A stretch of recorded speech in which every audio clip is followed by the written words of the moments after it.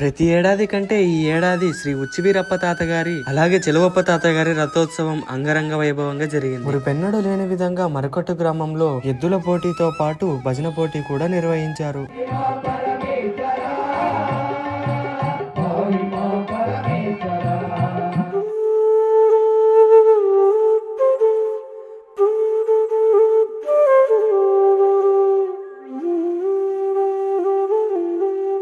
ఇక జాతర జరిగిన మరుసటి రోజు రాత్రి ఎంతో ఉత్సాహంగా పలకల కోలాటం జరిగింది.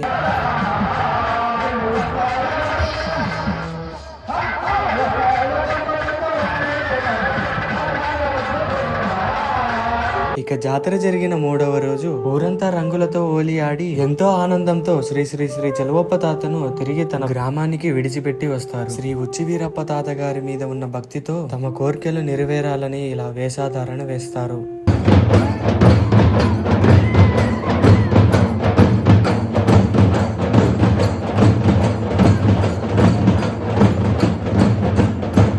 ఉచ్చివీరప్ప తాత గారి అలాగే శ్రీ చెలువప్ప తాత గారి చల్లని చూపు మనందరిపై ఉండాలని కోరుకుంటూ సెలవు తీసుకుంటున్నాం. అందరూ కామెంట్ సెక్షన్ లో ఓం శ్రీ ఉచ్చివీరప్ప బ్రహ్మణే నమః అని కామెంట్ చేయండి. ఇలాంటి మంచి వీడియోస్ ని మీ ఫ్రెండ్స్ అండ్ ఫ్యామిలీ మెంబర్స్ కి షేర్ చేయండి.